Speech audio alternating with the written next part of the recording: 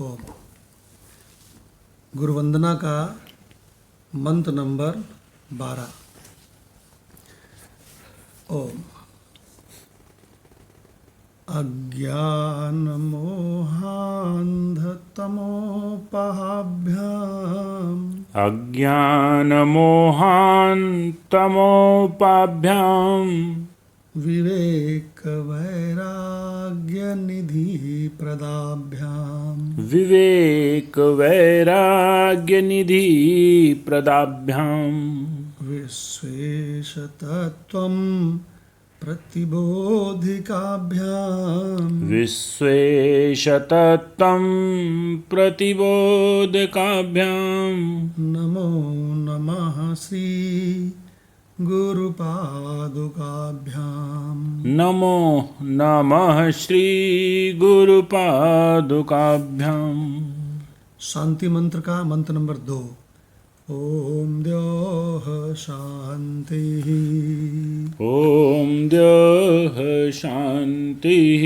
अंतरिक्ष शांतिः। अंतरिक्ष शांतिः। पृथ्वी शांतिः। पृथ्वी शांतिः। आपाः शांतिः। आपाः शांतिः। औषधयाः शांतिः। औषधयः शांतिः। वनस्पतयः शांतिः। वनस्पतयः शांतिः। विश्वे देवाः शांतिः। विश्वे देवाः शांतिः। ब्रह्म शांतिः। ब्रह्म शांतिः। सर्व शांतिः। सर्व शांतिः। शांतिरेव शांतिः। शांतिरेव शांतिः। सामा शांतिरेधि। सामा शांतिरेधि। ओम शांतिः शांतिः शांतिः। ओम शांतिः शांतिः शांतिः। ओम। गीता तत्वालोक ये ग्रंथ हम लोग का चल रहा है भगवान, और इसमें अध्याय नंबर 14 चल रहा है। और अध्याय नंबर 14 में भगवान संपूर्ण रहस्यों को खोल करके बता रहे हैं कि देखो, ये जो नाम रूपों का अनेकताओं का जगत है, ये सारा का सारा मेरी छाया है। ये झूठा है, ये सपने जैसा झूठा है। ये दिखता है सच्चा, लेकिन ये कहीं एग्जिस्ट नहीं करता है, कहीं है नहीं, कहीं कुछ ये जो दिख रहा है। कैसे समझें? जैसे सपने का जगत, वहाँ की अनेकताएं, नाम रूप एकदम सच्चा दिखता है कि नहीं माधव भगवान? बिल्कुल एकदम सच्चा दिखता है। तो सपने में जो दृश्य दिखते हैं, स्त्री पुरुष मकान नगर, वो सचमुच में कहीं है कि माया से दिखते हैं? माया से अभी दिखते हैं, कहीं एग्जिस्ट नहीं करते। तो श्रुति ने एक रहस्य बताया, उपनिषदों ने एक रहस्य बताया। बिन सामग्री उपजत जाते जगत कहावत मिथ्या ताते। क्या बताया? कि चूंकि स्वप्न जगत के जो अनेकताओं का दृश्य था जी, वो बिना सामग्री के बना है, जी, केवल चैतन्य के विलास से बना है। बिन सामग्री उपजत, अगर स्वप्न जगत का जो मकान है वो सीमेंट, सरिया, ईंटा, मिस्त्री, इनसे सबसे बना है कि केवल चैतन्य से बस दिखने लगा? केवल चैतन्य से ऐसे ही दिखने लगा। तो इसका मतलब बिना सामग्री के बना है सारा वो, जी। चाहे जितना सच्चा दिखे। अरे भाई, तुम अपने घर में आटा लाते हो, चावल लाते हो, दाल लाते हो, और आलू टमाटर लाते हो और दाल चावल सब्जी रोटी परिश्रम से बनाते हो, तो तुम्हारा जो भोजन बना है वो उपादान से, सामग्री से बना है कि नहीं है? जी। तो तुम कहते हो हाँ भाई ये भोजन है, हाँ भाई ये सचमुच में बना है किसी सामग्री से, तभी ना सच्चा कहते हो उसको। जी। लेकिन यहाँ तो भिन्न सामग्री उपजत जाते, कहते हैं कि बिना सामग्री के ही सारा स्वप्न जगत में कितने पुरुष, कितनी स्त्रियां, कितने नगर, वृक्ष, पर्वत, सूर्य, चंदा, सब पृथ्वी सब बन गया। तो कहते हैं वो मिथ्या है, वो झूठा है, वो सपने जैसा झूठा है। तो बोले काहे को झूठा है, कैसे, किस किस बेस पर कह रहे हो? तो कह रहे हैं बिन सामग्री उपजत याते। इसी प्रकार यह संपूर्ण जागृत वाला जगत भी माधव भगवान चैतन्य का विलास है। देखो आप देखो कैसे है, अपने अनुभव की मीमांसा करो। आप जब गहरी नींद में थे जी। तो गहरी नींद में कहीं कोई नाम रूपों की अनेकताएं आपको दिख रही थी? बताओ। नहीं। और उसके बाद जैसे ही हल्की सी फुर्ना हुई, तीनों गुणों की साम्यावस्था थी गहरी नींद में। सुसुप्ति में तीनों गुण साम्यावस्था में रहते हैं, मीन्स डिस्टरबेंस रहित, है ना, साम्य, इक्वल परसेंटेज में। तो भगवान जहाँ उनमें डिस्टरबेंस शुरू हुआ, तहाँ सुबह आपने ये जो संपूर्ण जगत की अनेकता देखी, तो 5 भूत कहीं से इंपोर्ट करके लाके बनाया है कि यूं ही अनायास ही दिखने लगा? यूं ही अनायास ही दिखने लगा। और सपने में आप 5 भूतों को ला करके वो सब स्त्री पुरुष, सपने के सूर्य चंदा तारे सब बनाए हो कि यूं ही दिखने लगा बिना सामग्री के? यूं ही बिना सामग्री के अनायास वो भी दिखने लगा। बिन सामग्री उपजत जाते, जगत कहावत मिथ्या ताते। देखिए भगवान, तो भगवान कृष्ण संपूर्ण रहस्य बता रहे हैं, कह रहे हैं सुनो अर्जुन, न असतो विद्यते भावो। ये जो जगत है ना, ये असत है। असत की पहचान क्या है? ये उत्पन्न होता है, एक पहचान है, या तो इसी से पहचान जाओ। क्या हम इससे तो नहीं पहचान पा रहे हैं? तो बोले ये लगातार बदलता है, इससे पहचान जाओ। तो बोले हाँ महाराज, इससे तो हम पहचान सकते हैं। और कोई पहचान है? कहीं बाद में फिर नहीं रहता है। अरे बोले गजब। देखिए भगवान, तो भगवान कह रहे हैं ये जो असत जगत है, ये झूठा है, ये कहीं है नहीं। इसमें योग वासिष्ठ महारामायण में वशिष्ठ जी राम से कहते हैं, हे राम, तनिक गंभीरता से विचार करो कि स्वप्न जगत बिल्कुल स्वप्न जगत के नाम रूपों की तरह, ये जागने वाले जगत के भी नाम रूप हैं। जागने वाले जगत के जितने रूप नाम दिखाई पड़ रहे हैं, ये पहले थे नहीं, बाद में रहेंगे नहीं। वो लघु स्वप्न है, ये दीर्घ स्वप्न है। समझ में नहीं आता है कि वशिष्ठ जी कहते हैं कि हे राम, किसे स्वप्न कहें किसे ना कहें, दोनों एक ही तरह के हैं। देखो भगवान, तो जब भगवान कृष्ण ने गीता में यह सिद्ध कर दिया कि असत का एग्जिस्टेंस नहीं है, इसकी सत्ता नहीं, एग्जिस्टेंस माने सत्ता जी। इसकी सत्ता नहीं है, ये असत है, ये प्रतीति है, ये सिद्ध कर दिया भगवान ने।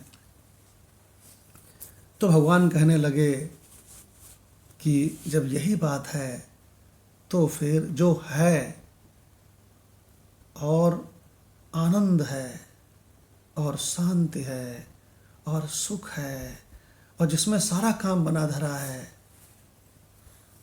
वो सत वस्तु है, वो तुम्हारे अनुभव में और सभी के अनुभव में हमेशा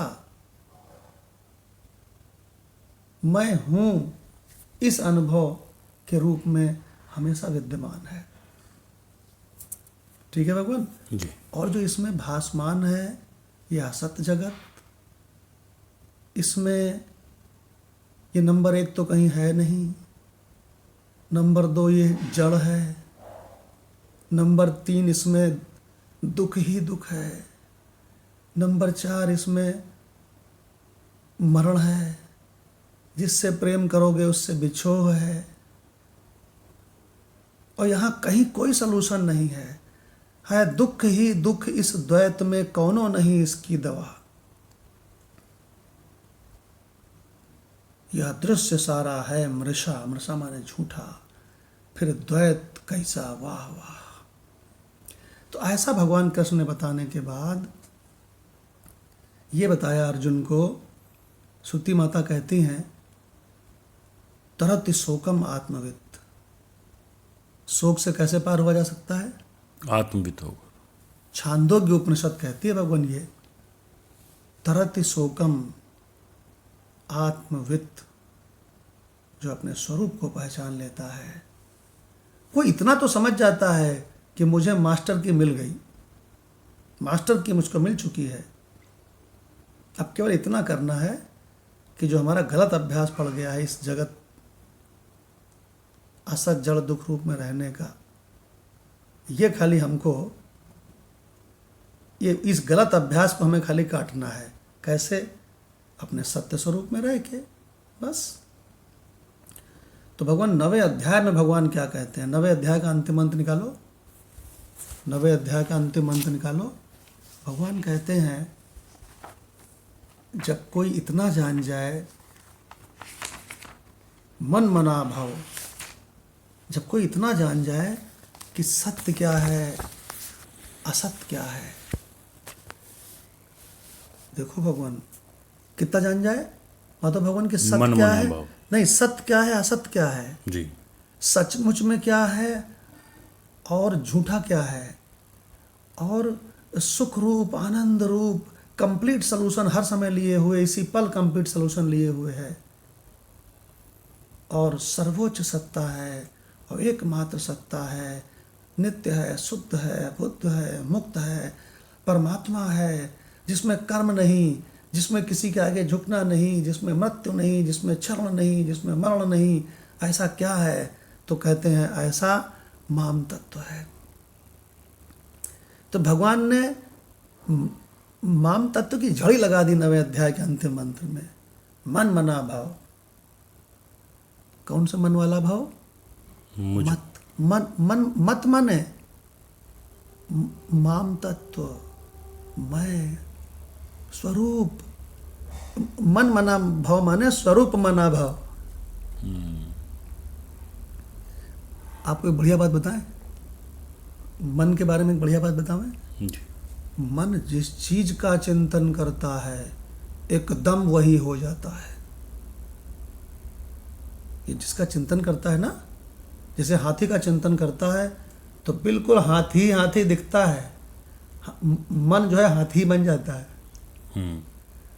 तो शास्त्र कहते हैं जब ऐसा है तो स्वरूप का चिंतन क्यों नहीं करता रे, जिसमें कंप्लीट सलूशन है, किसी और का नहीं चिंतन।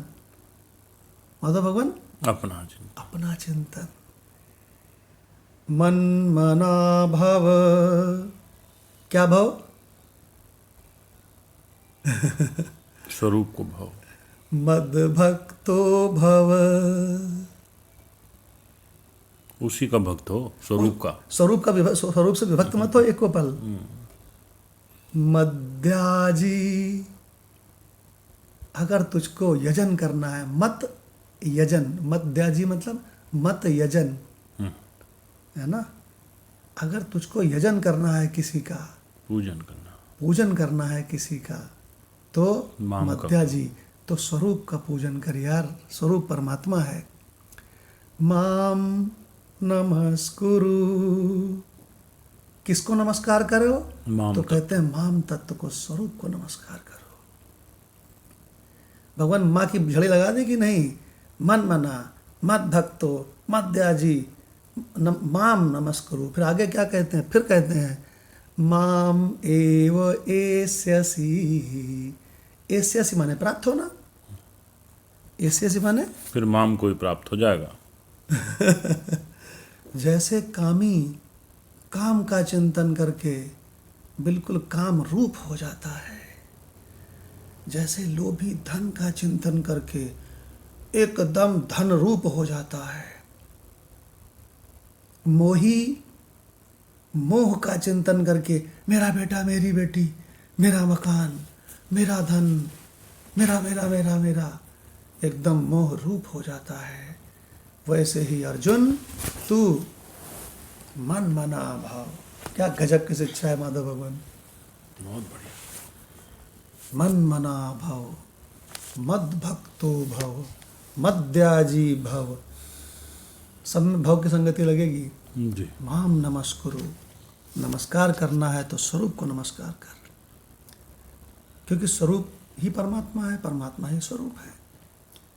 माम एव एस्यसि। इससे होगा क्या? तो कहते हैं एस्यसि माने प्राप्त करना। माम एव एस्यसि, तू मुझको ही प्राप्त हो जाएगा। युक्त्वा एवं आत्मानं मत्परायणः। युक्त्वा एवं, इस प्रकार से आत्मानम, अपनी आत्मा को युक्ति पूर्वक जब तू मुझ में लगाएगा तो मत परायण, मेरा रूप हो जाएगा तू। गजब भगवान। ये सब जीते जी हो जाएगा। भगवान माम तत्व की झड़ी लगा दी। मन एक बार माधव भगवान के साथ चैंटिंग करते हैं, इतना दिव्य मंत्र है। 9वें अध्याय का अंतिम मंत्र 9/34। मन मना भव मद भक्तो मन्मना भव मद्भक्तो मद्याजी माम नमस्कुरु। मद्याजी मां नमस्कुरु। माम एव एस्यसि युक्त्वा एवं माम् एव एष्यसि युक्ता एवम् आत्मानं मत्परायणः। आत्मानं मत्परायण। तो भगवान ने कहा, जब तूने सत और असत को समझ लिया है और ये भी समझ लिया है कि असत दुख रूप है, अशांति रूप है, और ये भी समझ लिया है कि जो मैं है, जो अपना असली मैं है, शरीर नहीं, जीव नहीं, अपना असली मैं है, स्वरूप, वो सुखमय है, शांतिमय है, आनंदमय है। तो अगर आपको पता चल जाए कि भगवान एक घर टूटा है, छत कभी भी गिर सकती है, टपकता है, जर्जर है, और दूसरा घर शानदार कंक्रीट का, हवादार, चारों ओर बगीचे, फर्स्ट क्लास, सुंदर से सुंदर, तो किस में रहना चाहिए माधव भगवान? सुंदर वाले में। देखो, तो अब इस सुंदर भवन में वास कर, स्वरूप में, अब घर वो जर्जर छोड़ दे, ये हम कह रहे हैं। भागता उधर जर्जर की तरफ। और तू एकदम पगला गया है, जर्जर में भागता है, और जर्जर मकान के भीतर जाके छत की ओर दिखता है कि पता नहीं है कब गिर जाएगी। तो ये सत्संग से ये कहा जा रहा है कि तू ऐसे घर में रह जिसकी छत कभी गिरती ही नहीं है। देखो भगवान, क्या गजब का मंत्र है। और फिर हमने शुद्धि का मंत्र भी बताया, तरत शोकम आत्मविद, छांदोग्य उपनिषद। तरत पापमानम, सारे पापों से तर जाती है, आत्मविद। तरत सर्व झंझटम, आत्मविद। बहुत बढ़िया। तरति रूपम भवति आत्मवित्। धृतराष्ट्र जी संसार को मैं मेरा करके इतना दुखी हो गए, इतना दुखी हो गए कि धृतराष्ट्र एक्सरसाइज बहुत करते थे। धृतराष्ट्र अंधे थे तो एक्सरसाइज खूब करते थे कि इससे हम शरीर को बलवान बनाएंगे। तो एक बार इन्होंने भीष्म को मारने का प्लान बनाया। भीष्म के बहुत बल था तो सब लोग कहते थे बाकी सबको तो हम संभाल लेंगे, ये भीष्म को संभालना बड़ा मुश्किल है। सॉरी भीम हमारा मतलब भीम से ही है। हाँ। तो बाकी सबको तो हम संभाल लेंगे, लेकिन ये जो भीम है इसके अंदर बहुत बल है, इसको नहीं संभाल पाएंगे भाई। तो भीम से कैसे निपटें? तो युधिष्ठिर ने कहा मैं रात दिन इतनी एक्सरसाइज करता हूँ, मैं अपनी भुजाओं से पत्थर को भी चूर कर सकता हूँ। क्या भाई? तो बोले भीम को बुलाओ एक दिन और हम भीम को अपने गले लगाने के बहाने उसको अपने भुजाओं में भर के और उसको मसल करके उसको ख़त्म कर देंगे। और भगवान कृष्ण अंतर्यामी क्या भगवान कृष्ण ने ऐसी व्यवस्था करी। भगवान व्यवस्था करते हैं, है ना, भक्तों की। पांचों पांडव भगवान के भक्त थे। कि ऐसी व्यवस्था करी कि भीम को तो गले लग करके चूर चूर होने नहीं दिया, और एक पत्थर की मूर्ति जो बिल्कुल भीम की ही थी, क्यों भाई, उसको चूर चूर करवा दिया।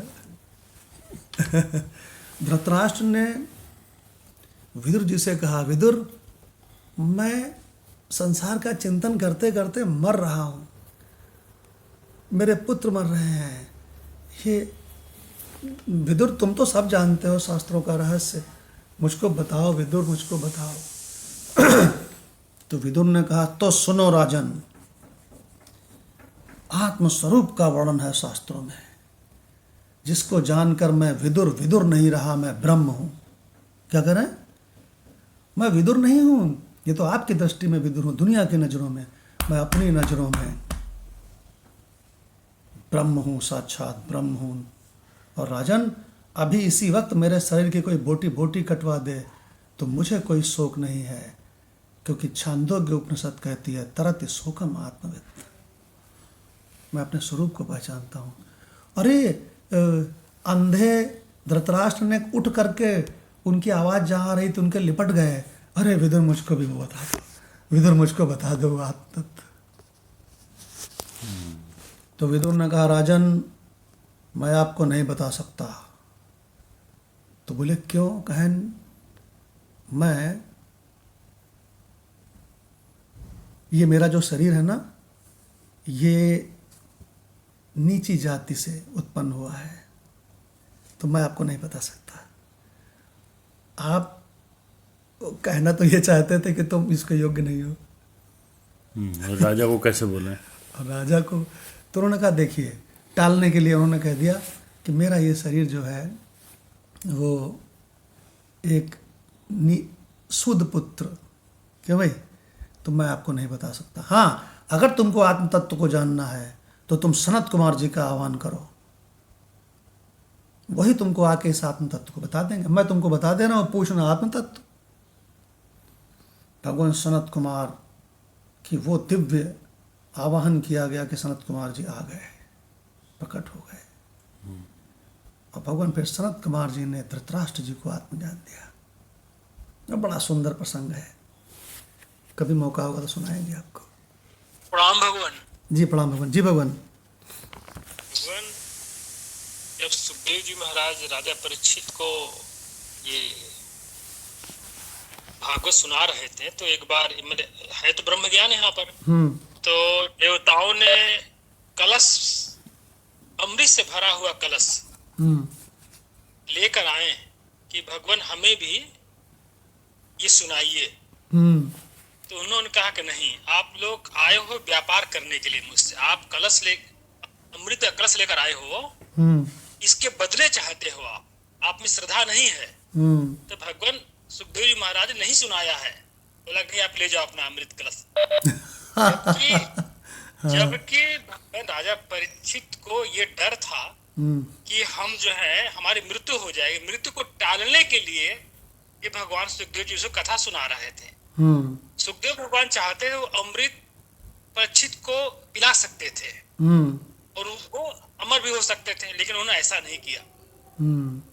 दरअसल श्रद्धा और दरअसल आपको एक रहस्य बताएं, जिस अमृत को देवता लोग कलश में लिए घूम रहे थे वो स्वर्ग का नकली अमृत है।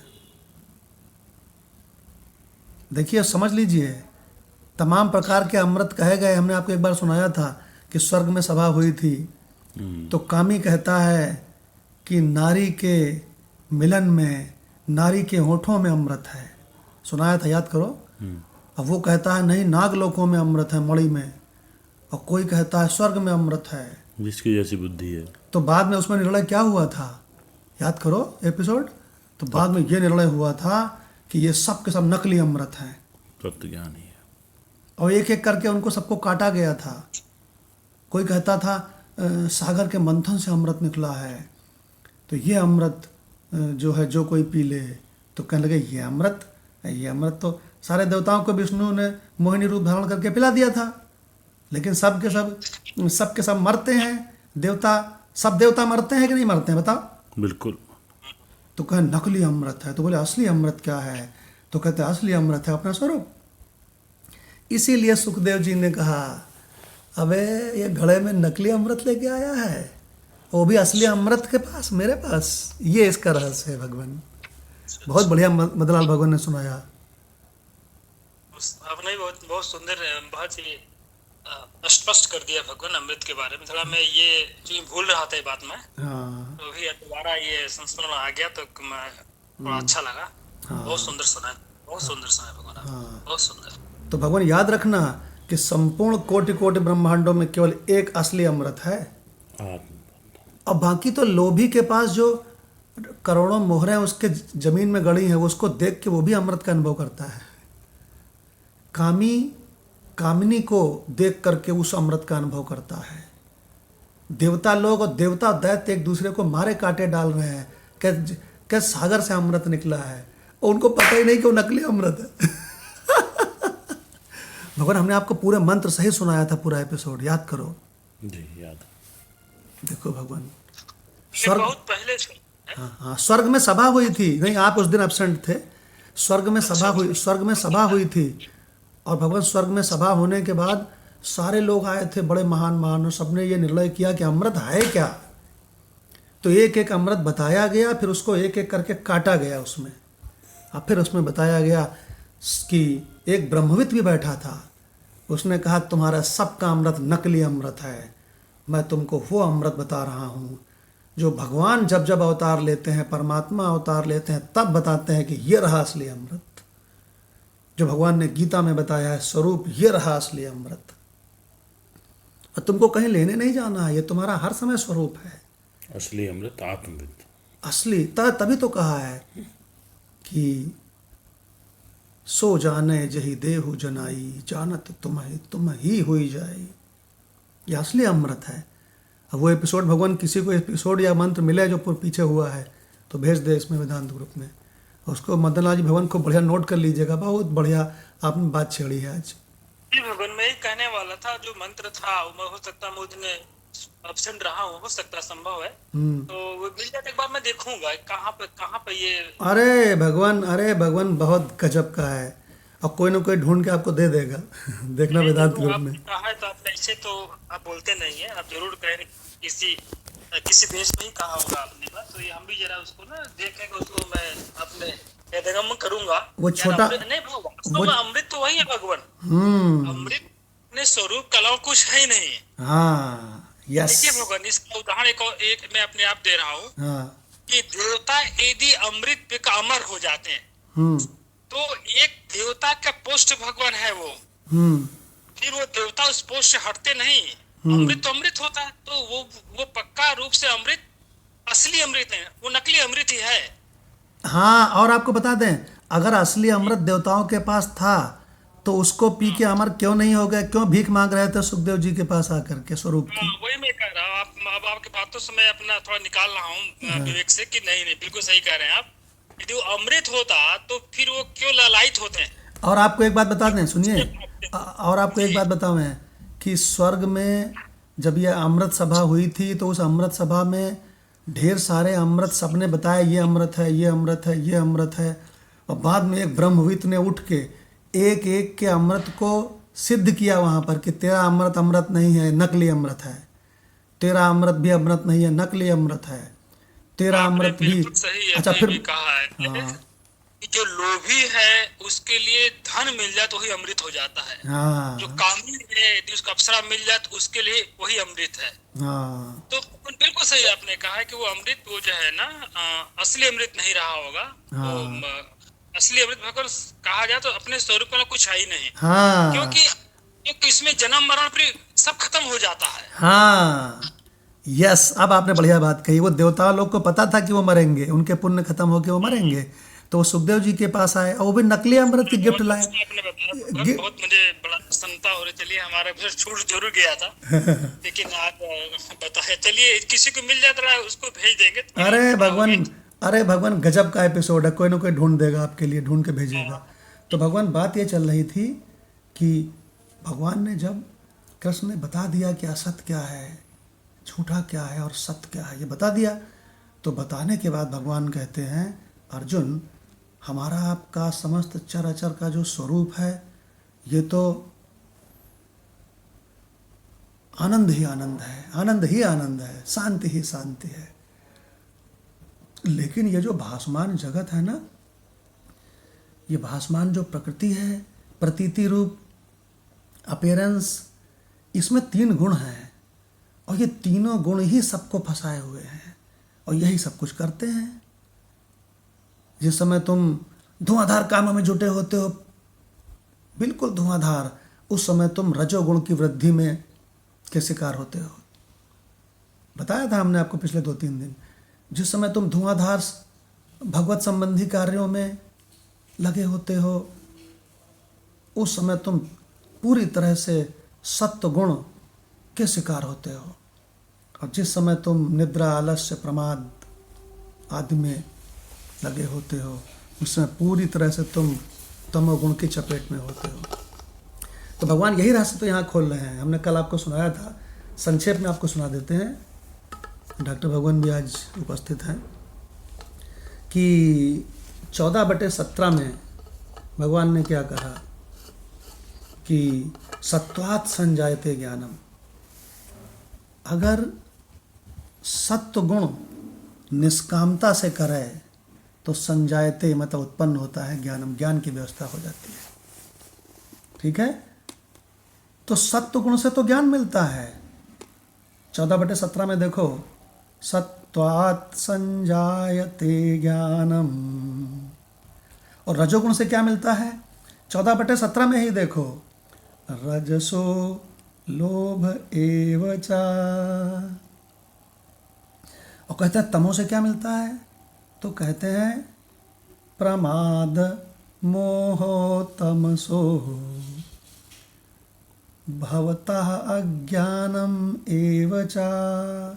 और तमोगुण से 3 चीजें मिलती हैं, प्रमाद, मोह और अज्ञान। अब भगवान आगे बता रहे हैं कि मेरे असत में तीनों गुण जो हैं इस प्रतीति में 14/18 में देखो मंत्र को, ऊर्ध्वं गच्छन्ति सत्वस्था।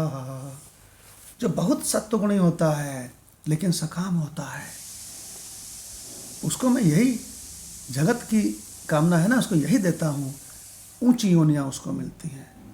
ऊर्ध्वं गच्छन्ति सत्वस्था। और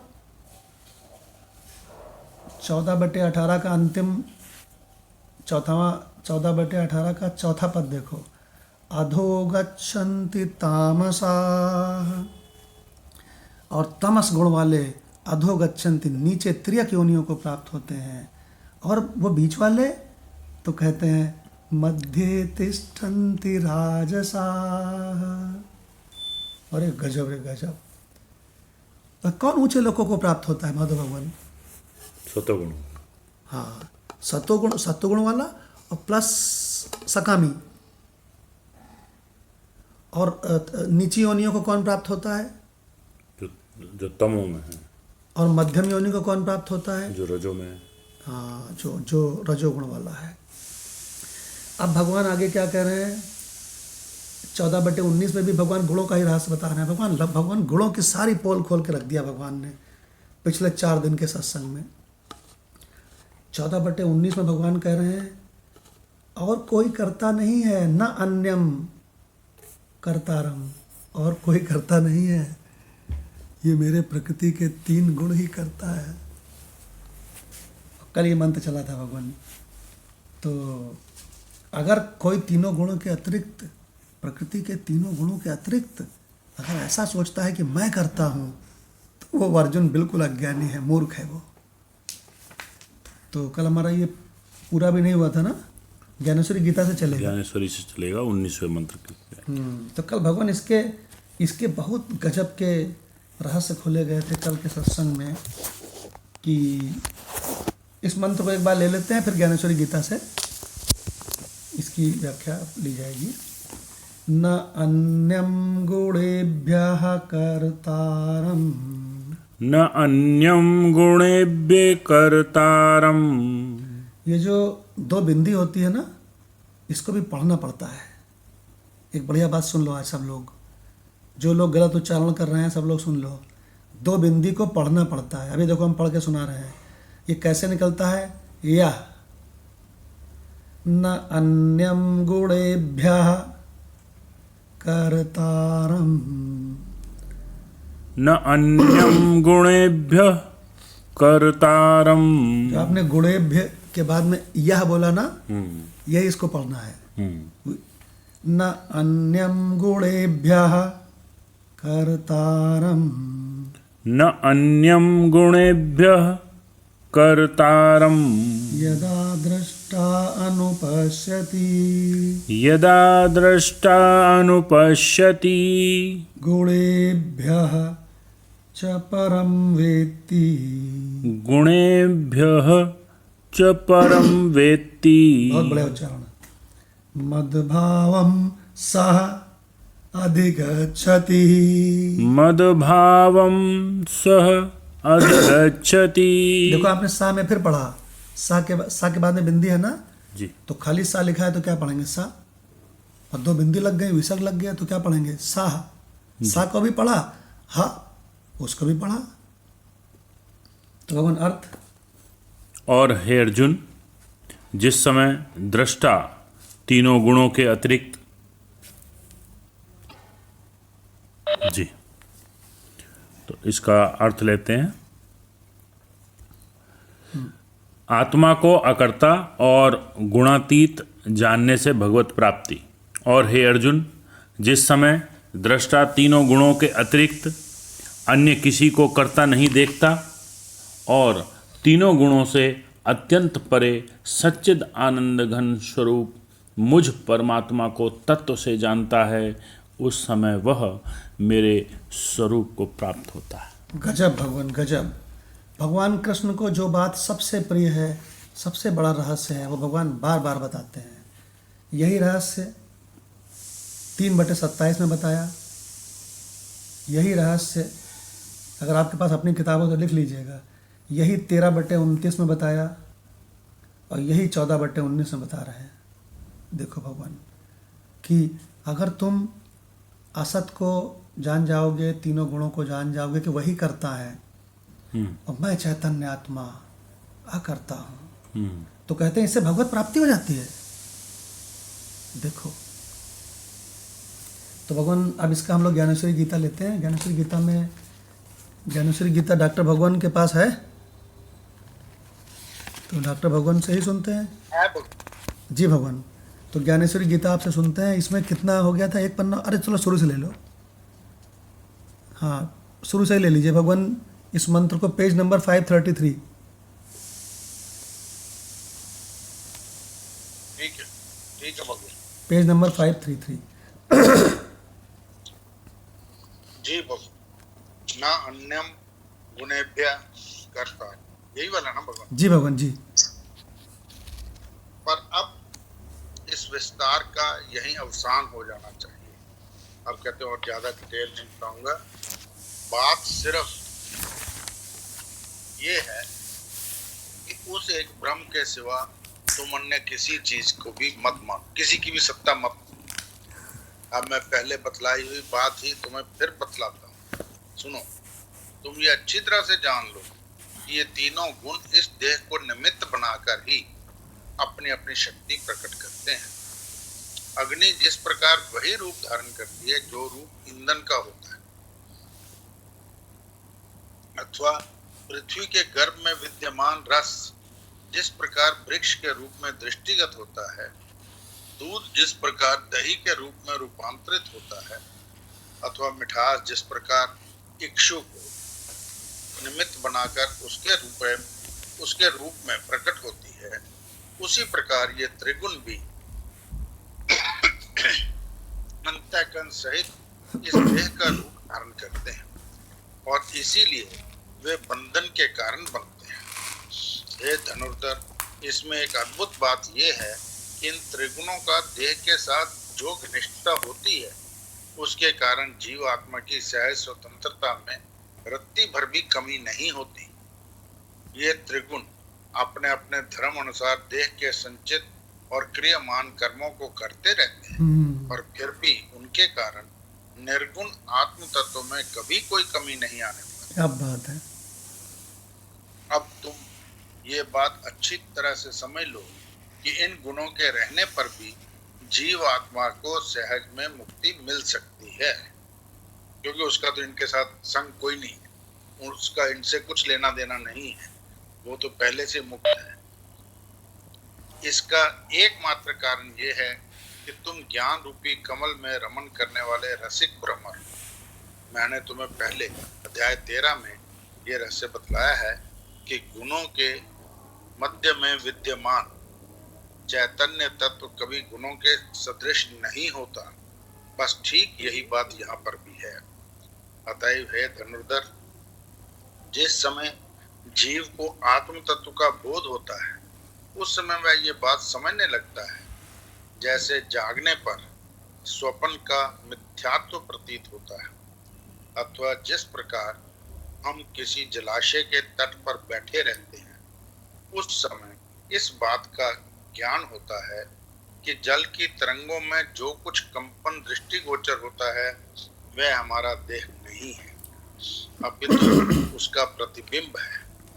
अथवा अभिनय की कला में कुशल होने पर भी जैसे स्वयं नट कभी अपने संबंध में धोखा नहीं खाता और ये नहीं समझता कि मैं वही व्यक्ति हूँ जिसका मैं इस समय अभिनय कर रहा हूँ, वैसे ही जीव आत्मा को भी उचित है कि वह स्वयं को इन त्रिगुणों से पृथक रहकर देखे, स्वयं अपने आप को देखे।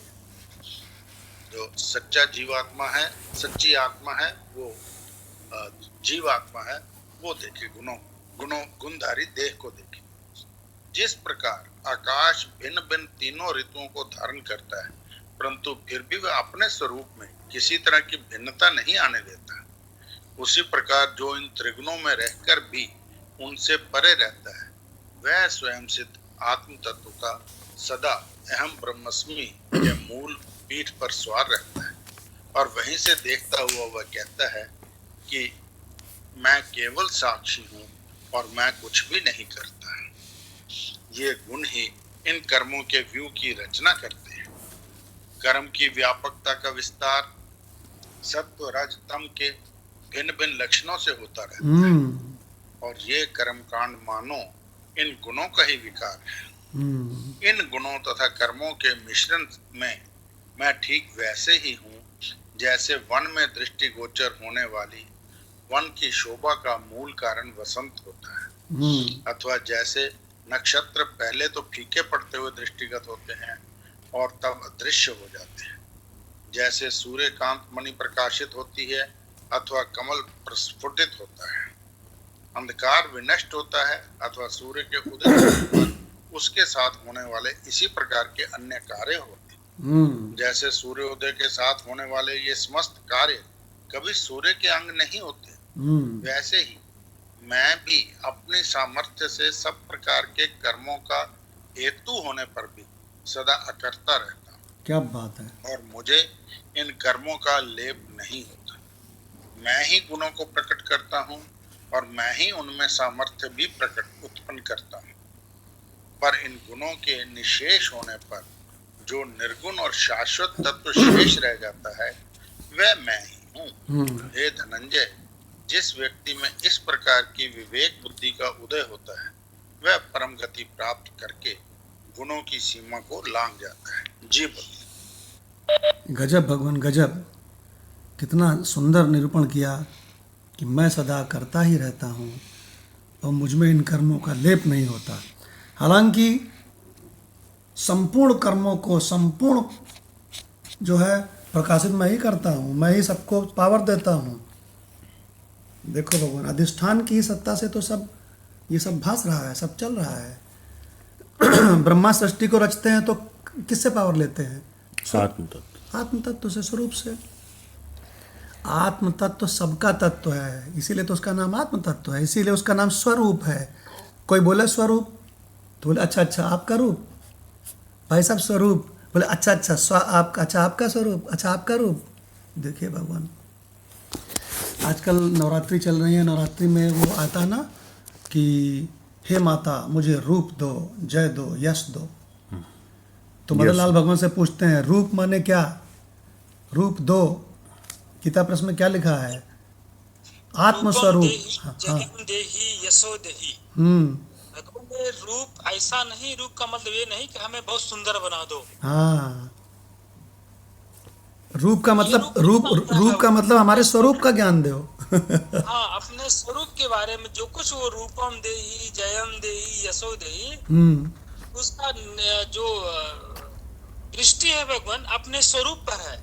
हाँ, हम अज्ञानी जन क्या समझते हैं कि माता से हम ये मांग रहे हैं कि हे माता मुझे सुंदर, मेरा रूप सुंदर बना दीजिए। ऐसा नहीं है भगवान।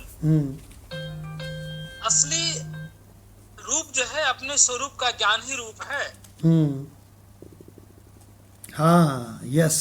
और जय है, जय ऐसा नहीं कि हम संसार में शत्रु को विजय प्राप्त कर लें, ये जय नहीं है। अपने स्वरूप को प्राप्त करना ही विजय है। हाँ भगवान। यशो देही, यश का मतलब ये नहीं कि खूब सम्मान मिले, लोग हमारे मान मर्यादा करें, हमारे जहां जाऊं मैं पैर छुए और सब लोग झुक के नमस्कार करें। ना ना ना, यही यश है भगवान। यदि हमने अपने स्वरूप को प्राप्त कर लिया, पहचान लिया, इसका ज्ञान हो गया, तो यही तीनों है, रूपम जयम यशम। तीनों एक चीज है भगवान, बस स्वरूप का ज्ञान ही है भगवान, और कुछ नहीं इसके अलावा। हाँ, तो भगवान किसी के पास गीता प्रश्वाली हो है ना, तो उसमें जहाँ पे रूप दो, तो रूप के ब्रैकेट में लिखा है स्वरूप की पहचान, स्वरूप का ज्ञान दो माता, ज्ञान दो। हाँ, और जय दो तो कहते हैं अरे बाप रे, ये विषय तो काले नाग हैं, इन पर विजय दो। और जिसकी यश पताका से ये सारा फहरा रहा है उसको पहचानवा दो हे माता। ये माता का फल है, ये फल नहीं है कि वो संसार की चीजें दे, नहीं। भगवान मंत्र नंबर अगला लेते हैं, मंत्र नंबर 20, 14/20। गुणान एतान अतीत्य, गुणान एतान अतीत्य, त्रीन देही देह समुद्भवान, त्रीन देही देह समुद्भवान, जन्म मृत्यु जरा दुःखैः, जन्म मृत्यु जरा दुःखैः। देखो दुःखैः है, हमने पढ़ा, देखो विमुक्ता, देखो फिर पढ़ा विमुक्ता अमृतम अश्नुते, विमुक्तः अमृतम अश्नुते। जी भगवान, अर्थ। तथा यह पुरुष शरीर की उत्पत्ति के कारण रूप इन तीनों गुणों को उल्लंघन करके जन्म, मृत्यु, वृद्धावस्था और सब प्रकार के दुखों से मुक्त हुआ परम आनंद को प्राप्त होता है। गजब रे गजब। विमुक्ते अमृतम अश्नुते। देखो मंत्र की ओर ध्यान से देखो, गुणान एतान अतीत्य। अगर कोई तत्वज्ञानी होगा तो एतान गुणान, इन गुणों से, इन तीनों गुणों से अतीत्य। देखो भगवान, इन तीनों गुणों से अतीत्य, अतीत, जो अपना देही स्वरूप है, देही माने स्वरूप, अपना स्वरूप है ना। तो कहते हैं कि जो क्या बोलते हैं, जन्म मृत्यु जरा व्याधि, इनको सबको उल्लंघन करके अपने स्वरूप में रहता है। देखो भगवान, तो सारे लोग संसार के प्रकृति में स्थित हैं, प्रकृतिस्थ हैं। अब वो भगवान कैसे है? वो आत्मस्थ है। कायस्थ का मतलब क्या होता है? काया में जो स्थित है। तो ये जो अगर कोई ब्राह्मण होए, कोई क्षत्रिय होए, डॉक्टर भगवान से पूछते हैं, कोई ब्राह्मण होए, क्षत्रिय होए, लेकिन देह में ही रहता है, तो क्या वो कायस्थ नहीं है? वो ब्राह्मण क्या कायस्थ नहीं है? भगवान कायस्थ है। कायस्थ का मतलब ये है, जैसे हम कहते हैं स्वरूपस्थ, स्वरूप में स्थित होने वाला। जो काया में स्थित है वो कायस्थ है। बहुत सुंदर। तो वो सब काया में स्थित हैं, कायस्थ हैं, जो शरीर से, देह से प्रेम करते हैं और देह को ही अपना मानते हैं। हाँ, तो इसका मतलब ये हुआ कि अगर हमसे पूछो तो असत में दो ही प्रकार की जातियां हैं, या तो यहाँ कायस्थ है या तो यहाँ ब्राह्मण है, बस। या तो वो देहाभिमानी होगा, या तो स्वरूप को पहचान करके क्या बोलते हैं, ब्राह्मण होगा, ब्रह्म जानाति ब्राह्मण, और जो काया में स्थित होगा वो कायस्थ होगा। तो दो ही जातियां हुई। तो आप एक स्लाइड बना देना कि आप कायस्थ हो कि ब्राह्मण। हम बोल देंगे उस पर 1 मिनट के लिए। भगवान बहुत बढ़िया। ये अब डॉक्टर भगवान से इसका गीता तत्वालोक सुनते हैं। जी भगवान। जी भगवान। तो इसकी संगति दी है। अगले श्लोक में मुक्त का लक्षण बतलाते हैं। भावार्थ यह, देहधारी जीव देह से उत्पन्न होने वाले इन 3 गुणों को पार कर लेने पर जन्म मरण और वृद्ध अवस्था के दुखों से हटकर अमर पद प्राप्त कर लेता है। अब इसकी व्याख्या दी है। आपने जो कहा कि इन गुणों को पार करने पर पुरुष अमर पद प्राप्त कर लेता है, तो क्या ज्ञान होने पर ही देह से मुक्ति मिल जाती है या शरीर त्यागने पर मिलती है? तो ये प्रश्न पूछा, प्रश्न के माध्यम से उठा रहे हैं। इसका उत्तर देते हैं उड़िया बाबा।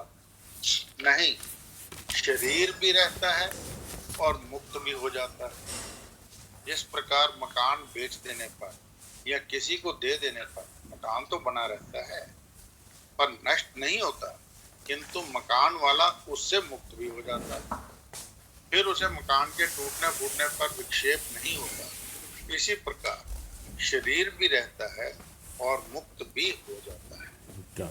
जी, एग्जाम्पल भी अच्छी दी भगवान से। हाँ भगवान, कितनी बढ़िया बात है। प्रश्न कितना सुंदर है कि आपने कहा तीनों गुणों को पार कर लेता है तो अमर पद को प्राप्त कर लेता है। तो सो क्या ज्ञान होने पर उसे मुक्ति मिल जाती है कि शरीर के त्यागने पर? ये प्रश्न है। कितना बढ़िया प्रश्न है भाई। बहुत बढ़िया प्रश्न। तो उत्तर क्या है? नहीं, शरीर भी रहता है और मुक्ति भी हो जाता मुक्ति है। कहते ही उसको है। हाँ भगवान, ये वही बात आ गई कि मरने पर मुक्ति मिलती है जो कहते हैं झूठा मूर्ख देह है। दिलासा। हाँ, वो मुक्ति जो कहते हैं वो मूर्ख है। जिस प्रकार मकान बेच देने पर या किसी को दे देने पर मकान बना रहता है, नष्ट नहीं होता है, किंतु मकान वाला चूंकि बेच दिया है इसलिए उससे मुक्त भी हो जाता है। मकान भी बना है और जिसने मकान बेचा है वो भी बना है। उसी तरह से ज्ञानी अपने शरीर को बेच देता है। क्यों? बिल्कुल। ज्ञानी अपने शरीर को कहता है, तुझे मैं अहम कहता था, अनुसंधान करने पर तू इदम निकला। देखो भगवान, जिसको हम लोग कहते हैं नहीं, रमेश जाने है। शरीर को हम लोग कहते हैं, शरीर की को बीमार है, शरीर का नाम रमेश। अगर रमेश बीमार है तो रमेश को डॉक्टर भगवान के यहाँ ले जाओ, तो डॉक्टर भगवान इसको दवा देंगे। मुझ आत्मा को क्या लेना देना है ससुर इसकी बीमारी से? देखो भगवान, तो कहते हैं, उड़िया बाबा कहते हैं नहीं, शरीर भी रहता है और मुक्त भी हो जाता है। देखिए भगवान, अब कंचन भगवान से रिक्वेस्ट है इसका गीता रस रत्नाकर ले लें भगवान। जी भगवान, प्रणाम भगवान। जी प्रणाम। अर्जुन, इस देह में जो तीनों गुण आते जाते रहते हैं, इनको आने जाने दो। इनको सड़क पर रोक लगाने की जरूरत नहीं है। तुम यह नहीं कर सकते कि सड़क पर तो केवल भले मानुष लोग ही चलेंगे, गुंडा नहीं चलेंगे। यदि तुम सड़क पर गुंडों का आना जाना रोकने के लिए डंडा लेकर बैठोगे तो लोग तुम्हारा ही नाम गुंडा रख देंगे। इसलिए जो आता है उसको आने दो, जो जाता है उसको जाने दो। तुम इनसे अतीत होकर रहो। ना तुम्हारा जन्म है, ना तुम्हारी मृत्यु है, ना तुमको बुढ़ापा है और ना दुख है। तुम इनसे विमुक्त अमृत अस्वादी हो, अमृत स्वरूप हो। जी भगवान। गजब भगवान गजब। अभी कंचन भगवान पढ़ रही थी तो हम लोग के मुंह से गजब गजब निकल रहा था। गुंडों को रोकने वाला भी गुंडा। तुम कहते हो कि रजोगुण हमको ना आवे, तमोगुण ना आवे, सतोगुण ना आवे, तो वो अंतःकरण रूपी सड़क पर आने जाने दो। बोले मैं डंडा लेकर बैठूंगा, मैं इन तीनों को आने जाने ही नहीं दूंगा। तो कहते हैं स्वामी जी तुम्हारा ही नाम फिर गुंडा हो जाएगा। भगवान इतना अच्छा है, इतना अच्छा है ये कि हम राणा भगवान से रिक्वेस्ट करते हैं, भगवान एक बार फिर दोबारा इसको पढ़िए। उनके पास है रत्नाकर जी, राणा भगवान। जी भगवान। जी भगवान, जो कंचन भगवान ने अभी पढ़ा है इतना गजब का, ये भगवान एक बार दोबारा हो जाए भगवान ये पैरा। ठीक है भगवान। तो अर्जुन, इस देह में जो तीन गुण आते जाते रहते हैं, इनको आने जाने दो। इनको सड़क पर रोक लगाने की जरूरत नहीं है। तुम यह नहीं कर सकते कि सड़क पर तो केवल भले मानुष लोग ही चलेंगे, गुंडा नहीं चलेंगे। यदि तुम सड़क पर गुंडों का आना जाना रोकने के लिए डंडा लेकर बैठोगे तो लोग तुम्हारा ही नाम गुंडा रख देंगे। इसलिए ये जो आता है उसको आने दो, जो जाता है उसको जाने दो। तुम इनसे अतीत होकर रहो। तुम इनसे अतीत होकर रहो। ना तुम्हारा जन्म है, ना तुम्हारी मृत्यु है, ना तुमको बुढ़ापा है और ना दुख है। तुम इनसे विमुक्त अमृत स्वादी हो, अमृत स्वरूप हो। जी गजब भगवान। कानपुर में संजय वन में टहलने गए थे हम एक बार गुरु भगवान के साथ। तो गुरु भगवान का कोई फ़ोन आ गया मोबाइल पे, तो बात करने लगे वो, समझे जी। तो हम थोड़ा सा पीछे हो गए। तो लंबी बात कुछ चल रही थी किसी की, उसमें विजिलेंस में थे वो। तो कोई किसी का मसला था तो गुरु भगवान बात करने लगे बैठ के उनसे। तो हम थोड़ा दूर पर टहलने लगे, है ना। तो वहाँ पे एक हमको बुजुर्ग बेंच में बैठे थे, वहाँ हम बैठ गए उनके पास। तो कुछ हमने कहा लाओ, कुछ आत्म अनुसंधान कर रहे थे हम बुजुर्गों का उस समय। तो हमने उनसे पूछा कि दादाजी आपके तो शरीर की काफ़ी अवस्था हो गई है, ज़रा ये बताइए ज़िंदगी क्या है। हम बुजुर्गों से अभी भी पूछते हैं पार्कों में कि आप बताइए आपके ज़िंदगी का क्या तजुर्बा है, क्या खोया क्या पाया दादाजी। फिर सुनो भगवान, फिर सुनो ज़रा। तो उन्होंने हमसे मालूम क्या कहा। उन्होंने कहा ये तो पहेली है, इसको कोई आज तक नहीं जान सका, है ना। ये तो पहेली है, पता नहीं कहाँ मर के लोग चले जाते हैं, पता नहीं कहाँ से आते हैं। इसको भला इसके रहस्य को कौन जान सका है। तो हमने कहा दादाजी जिसका सद्गुरु होता है वो जान जाता है, हमने जान लिया है। तो कहें कैसे बेटा, क्या है। तो हमने कहा सपना देखा है। तो बोले हाँ देखा है। तो हम कहा सपने में एक जने जन्म लेते हैं, सपने में कभी जन्म होना देखा जा सकता है कि नहीं। बोले हाँ देखा जा सकता है। तो हम कहा बड़ा होना, बोले हाँ। हम कहा बूढ़ा होना, बोले बिल्कुल देखा जा सकता है। हम कहा मरना, कहें देखा जा सकता है। तो हम कहा वो सब स्वप्न दृष्टा से ही आए, स्वप्न दृष्टा में ही दिखे, स्वप्न दृष्टा में ही पले, स्वप्न दृष्टा में ही विलीन हो गए। और ये कहें वाह बेटा वाह, वाह बेटा वाह। तो हमने कहा दादाजी एक आपको बढ़िया सा गीत सुनाते हैं। जिन्होंने सजाए यहाँ मेले, सुख दुख संग संग झेले। भगवान उसी में से एक मर जाता है, वही चुनकर खामोशी यूं चले जाए अकेले कहाँ जिंदगी कैसी है पहेली हाय। भगवान वो पछता रहा है कि हमको ये पहेली कैसे सुलझे।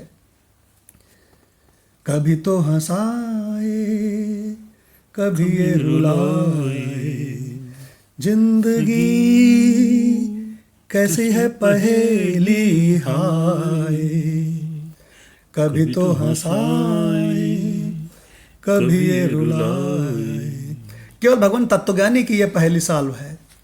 तो देखो क्या कहते हैं, कहते हैं उसको बार बार रुलाती है लेकिन तब भी ससुरा वो मन जागता नहीं है, कमीना। क्या कह रहे हैं, तो भी देखो मन नहीं जागे, तब भी जागता नहीं हो। और इसी संसार के जो छूट जाने वाले सपने हैं उसी के पीछे पीछे भागता है। अरे भगवान, बहुत बढ़िया। तो भी देखो मन नहीं जागे। क्यों नहीं जागता है? क्योंकि चारों कृपाएं सतगुरु की शरण में नहीं जाता है, सतशास्त्र के उपनिषदों के गीता के शरण में नहीं जाता है, इसलिए नहीं जागता है। तो भी देखो मन नहीं जागे, पीछे पीछे सपनों के भागे। तो भी देखो मन नहीं जागे, पीछे पीछे सपनों के भागे। लेकिन वो गधा एक दिन सपनों का राही चला जाए सपनों से आगे कहाँ। मर गया, वो मर गया सपने देखने वाला। अब उसके सारे सपने छूट गए, शरीर जला दिया गया, वो पता नहीं कहाँ चला गया। जिंदगी कैसी है पहेली हाय, कभी तो हंसाए कभी ये रुलाए। भगवान ये आपके उनको इसके लिरिक्स भी सारे भेजेंगे, इसकी लैंग्वेज, और इस गीत को भगवान भेजेंगे। गीत आप सुनना, आप दंग रह जाओगे सुन करके। बहुत बढ़िया। जिन्होंने सजाए यहाँ मेले, सुख दुख संग संग झेले। जिन्होंने सजाए यहाँ मेले, सुख दुख संग संग झेले। वही चुन कर खामोशी यूं चले जाए अकेले कहाँ। जिंदगी कैसी है पहेली हाय, कभी तो हंसाए कभी ये रुलाए। इस पहेली को सॉल्व किसने किया है? भगवान केवल तत्वज्ञानी ने सॉल्व किया है। वो सब जानता है इस जगत की पोल कि ये असत है और दुख रूप है। तो भगवान हमने आपको पूरा गीत सुनाया है, और पूरा गीत निश्चित रूप से उस बंदे ने सुना है जो तत्वज्ञान की कक्षा में जाता था लेकिन तत्वज्ञान को समझ नहीं पाया। उस समय उसने गीत लिखा है। बिल्कुल, इतना बढ़िया गीत है। इसके मैं लिरिक्स भी भेजूंगा और भगवान इसके बोल भी भेजूंगा, क्योंकि इसमें कहता है वो कि जिंदगी कैसी है पहेली हाय, कभी तो हंसाए कभी ये रुलाए, बार बार रुलाए, बहुत कष्ट दिलाए। तो भी देखो मन नहीं जागे, और पीछे पीछे सपनों के भागे। संसार की चाहते हैं तो सपना है, बिल्कुल। भगवान उसी के पीछे भागा करता है और इसको सबको लात मार करके अपने स्वरूप में रहता है। उसका नाम है तत्वज्ञ। भगवान लोग यहाँ वाहवाही में पड़े रहते हैं, हम फलानी जगह के हेड हैं। अरे बोले यार सत्संग करो यार, तुम स्वरूप में पहचानो। अरे हम फलानी जगह के हेड हैं, हम वहाँ जाके माला डलवाएंगे, वाहवाही करवाएंगे। अरे भगवान ये पूरा गीत एप्लीकेबल है। हम रिश्ते नाते में जाएंगे, वहाँ 5 दिन रहेंगे शादी में, वहाँ हमारी खूब बढ़िया माल खाएंगे, हा हू करेंगे। अरे भगवान तो भी देखो मन नहीं जागे, पीछे पीछे सपनों के भागे। और इसके बाद क्या कहते हैं, एक दिन सपनों का राही चला जाए सपनों से आगे कहाँ, ये मर जाएगा शरीर। जिंदगी कैसी है पहेली हाय। भगवान कितना सुंदर गीत क्या है, सुनो, जैसे लगता है कि क्या बोलते हैं पूरे संसार का एनालिसिस कर दिया हो। तो भगवान समय काफ़ी हो गया है। इस मंत्र की जो ये 14/20 है, इसका ज्ञानेश्वरी गीता कितना बड़ा है देखना जरा। प्रश्न अपना कर तो हो गया ना इसका जी। तो ज्ञानेश्वरी गीता में कितना बड़ा, इसका काफ़ी बड़ा अर्थ है। तो ये कर लेंगे हम लोग। तो भगवान हम लोग 1 मिनट के लिए बस अपने आत्म स्वरूप में बैठेंगे। समय ज़्यादा हो गया है भगवान।